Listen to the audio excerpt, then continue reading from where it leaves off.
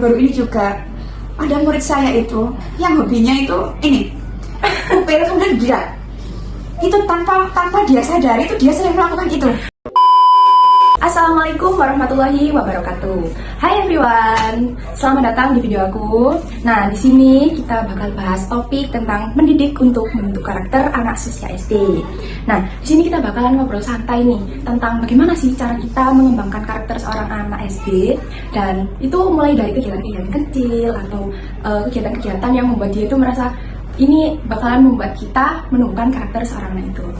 Di sini tuh saya nggak sendirian. Aku di sini ditemenin sama seorang guru. Boleh dikenalin Bu? Siapa namanya? Perkenalkan, nama saya Erdriestiana. Kebetulan saat ini saya mengajar di salah satu sekolah swasta dan sebagai guru kelas 1.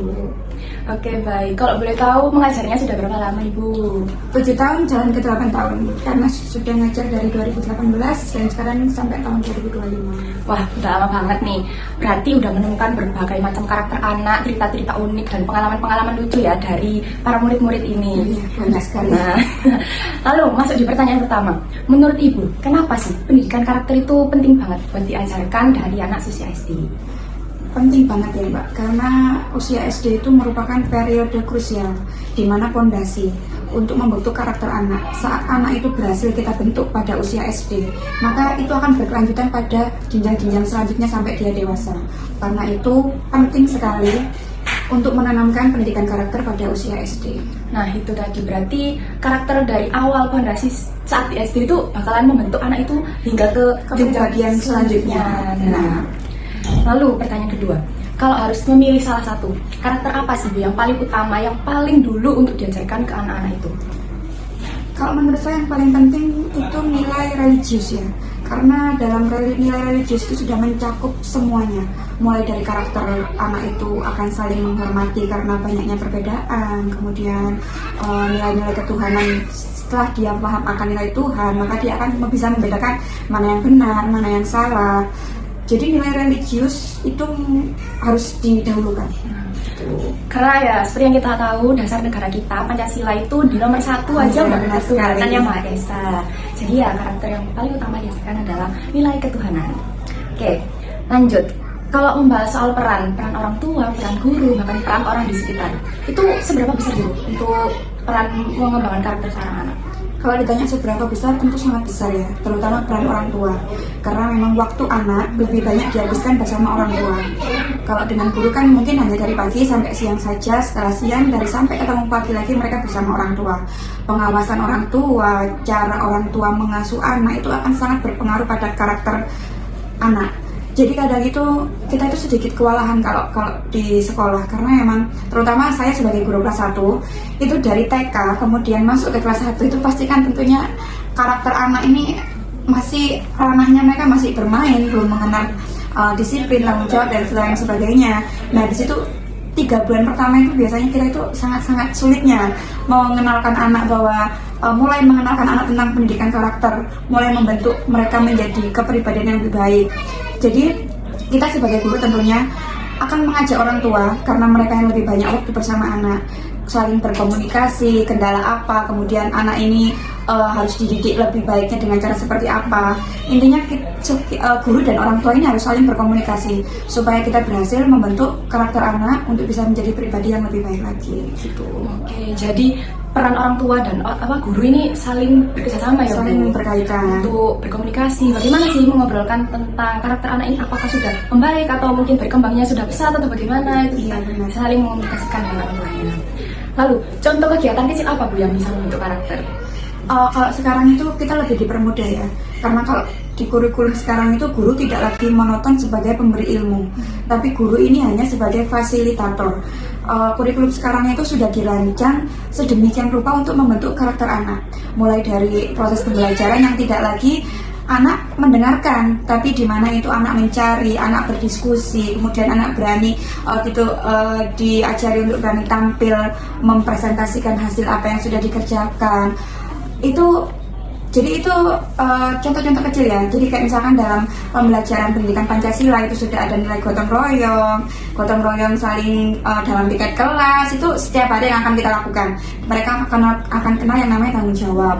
akan kenal yang namanya kerjasama, akan kenal yang namanya toleransi. Mungkin jika temannya sakit dia harus piket tidak penuh anaknya yang awalnya tujuannya dikerjakan dengan berlima, mereka bisa melaksanakan itu dengan senang hati karena mereka mengerti, mereka toleransi terhadap temannya yang sedang sakit, seperti itu sih.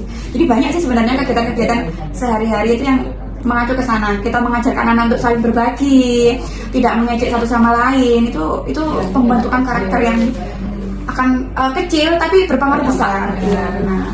Jadi ya anak-anak sekarang juga mulai diajarkan itu ya Bu, di kurikulum yang baru ini mandiri, kerjasama, gotong royong, kerja keras, terus itu tuh sangat membentuk karakter untuk kedepannya mereka nanti. Kan udah lama nih Bu jadi guru di sekolah dasar. Ada ndak pengalaman yang paling unik tentang karakter seorang anak? Banyak sekali ya, terutama saya kelas 1. Guru kelas 1 itu pasti di awal-awal itu ya kesel, ya kadang ya ketawa karena memang usia anak yang baru masuk TK, mereka yang masih bermain-main, kemudian dengan dihadapkan dengan kelas 1 yang sudah pembelajarannya yang sudah cukup banyak, jadi kita itu kadang sering stres apalagi 3 bulan pertama ya, mengajarkan anak untuk tahu jawab karena mereka masih di kelas masih yang muter nggak mau mendengarkan. Yang pernah sih yang lucu, mungkin baru-baru ini juga ada murid saya itu yang hobinya itu ini upil, kemudian dia itu tanpa dia sadari itu dia sering melakukan itu, dan itu saya memberitahunya merubah sikap itu lumayan lama, hampir 3 bulan sampai akhirnya ya alhamdulillah sekarang berhasil, tentunya dengan komunikasi dengan orang tua ya, karena itu sudah menjadi kebiasaan. Bahkan kadang itu dia jahil tidak dimasukkan ke mulut tapi ditempelkan ke temannya, itu kan juga memicu ya, itu salah satu juga pendidikan karakter bahwa itu tidak baik ya, jorok, kemudian usil dengan teman ya, karena mereka masa usia itu usia awal di mana mereka masih yang bermain-main aja, kemudian harus dibebankan dengan banyak pelajaran, tanggung jawab, disiplin, saling menghargai, itu sih ya. Itu salah satu yang unik dan masih banyak banget sebenarnya, terutama di kelas 1 itu. Uniknya cukup unik, yang unik banget ya. Iya benar. Berarti ya mereka itu karena masih kecil, terus karakternya juga masih mengawang-awang gitu kan. Iya, masih belum tahu mana sih yang baik, mana sih yang buruk gitu. Makanya itu penting banget pendidikan karakter di usia SD, salah satunya itu. Bahkan untuk di mata kuliah pun itu kita juga punya mata kuliah khusus Bu untuk mengajarkan bagaimana sih mendidik karakter itu. Karena ya pentingnya karakter ya itu. Oke, lalu tantangan terbesar apa nih Bu yang dirasakan di era sekarang yang semakin merajalelanya penggunaan gadget? Apalagi kan sekarang siapa sih anak yang nggak pegang HP? Semuanya bahkan satu anak satu HP sepertinya di rumah itu. Iya benar banget ya, gadget itu memang sangat mempengaruhi sekali dalam pembentukan karakter anak. Karena anak usia SD ini usia golden ya, usia di mana anak ini mau dikasih ilmu sebanyak apapun mereka akan mampu menyerap. Begitu juga dengan ilmu gadget, semakin sering dia menggunakannya maka semakin banyak terekam memori apa yang sering mereka lihat. Nah kita menjadi sering kewalahan, bahkan kadang ini bahasanya anak, karena memang usia anak ini masih usia anak cerdas ya, bahasanya itu sampai di luar nalar. Kadang kita itu dibingungkannya di situ. Tentunya itu menjadi tantangan yang sangat besar dalam pembentukan karakter anak. Ya sebisa mungkin harusnya gadget itu tidak menjadi konsumsi utama bagi anak. Jadi supaya guru maupun orang tua ini bisa lebih mudah dalam membentuk karakter anak. Jadi mungkin di sini tuh kuncinya pengawasan ya teman-teman. Iya benar. HP sebenarnya itu nggak masalah mungkin kalau ada pengawasan khusus terhadap penggunaannya, jadi nggak begitu berdampak negatif untuk kedepannya si anak-anak tadi. Iya benar, karena apa yang mereka tonton ini sangat berpengaruh sekali. Iya. Karena usia anak ini masih usia mencontoh.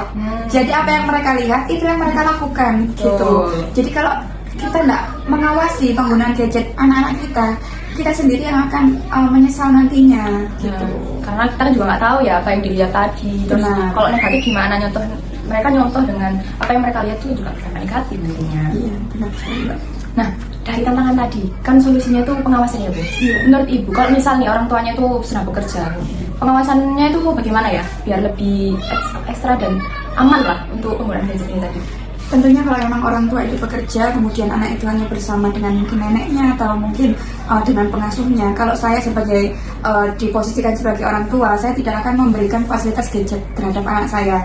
Jadi saya akan memberikan fasilitas gadget itu saat sedang bersama saya, sehingga saya sebagai orang tua bisa mengontrol apa yang anak-anak kita lihat. Bahkan kita cenderung mengarahkan untuk melihat sesuatu yang positif yang akan membantu pengembangan karakter mereka. Gitu sih kalau menurut saya sebagai yang juga berperan sebagai orang tua. Jadi memang karena kalau kita memberikan kebebasan atau kita tidak memberikan anak kita gadget sama sekali, itu kita juga bisa dibilang orang tua kudet ya. Benar, jadi memang gadget ini peran besar untuk membentukkan karakter juga sangat besar, dengan tentunya dengan pengawasan, dengan pengarahan, tapi akan menjadi peran yang besar juga untuk membentuk karakter yang negatif jika tanpa pengawasan anak dibiarkan leluasa melihat semuanya, atau mungkin sekarang itu video-video pendek-pendek short itu dengan kata-kata kasar dan lain sebagainya. Para influencer yang menggunakan medianya untuk menghibur dengan bahasa-bahasa yang kurang pantas didengar oleh anak-anak, itu kan ini sekali ya, sangat berdampak sekali kalau tidak dilakukan dengan pendampingan dan pengawasan. Nah, sampailah kita di pembahasannya terakhir, jadi kita bahas kesimpulan dari inti video ini. Jadi intinya, membentuk karakter anak itu bisa dimulai dari hal-hal kecil yang bisa dilakukan konsisten setiap hari. Pendidikan karakter itu juga fondasi penting yang harus ditanamkan sejak di SD, seperti nilai jujur, disiplin, tanggung jawab. Juga itu diperkenalkan kepada mereka secara nyata, tidak hanya melalui nasihat. Peran orang tua serta guru itu sangat besar dalam menentukan keberhasilan dalam membentuk karakter. Meski di era digital ini penggunaan gadget itu yang semakin besar dan merajalela, tapi sepertinya semua akan teratasi jika pengawasan, komunikasi antara guru dan orang tua itu terjalin dengan lancar. Lalu jika anak itu tumbuh dengan karakter yang kuat, maka ia akan lebih siap menjalani kehidupan dengan lebih bijak. Oke, semoga obrolan kita pada pagi hari ini bisa jadi inspirasi untuk kita semua, baik bagi orang tua, guru, atau semuanya yang sedang menonton dan peduli oleh pendidikan karakter anak. Terima kasih udah nontonin video ini, lihat video ini sampai akhir. Saatnya kita pamit. Wassalamualaikum warahmatullahi wabarakatuh.